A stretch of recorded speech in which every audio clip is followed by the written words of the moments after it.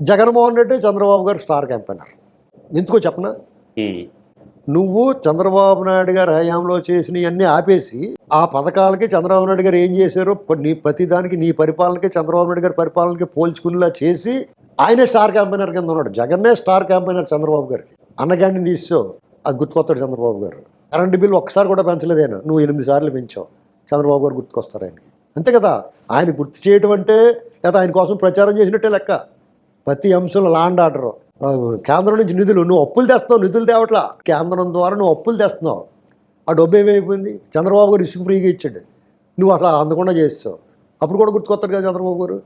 నువ్వు మధ్య చంద్రబాబు గారు 50 రూపాయలు కోట వస్తే నువ్వు 150 రూపాయలు చేసావు, అప్పుడు కూడా చంద్రబాబు గారు గుర్తుకొస్తాడు కదా. దీని అర్థం ఏంటంటే నీ ప్రతి చర్య, నీ ప్రతి మాట, నీ ప్రతి వ్యవహారం అన్నీ చంద్రబాబు గారిని గుర్తు చేస్తున్నాయంటే నువ్వే స్టార్ క్యాంపెయినర్ చంద్రబాబు గారికి.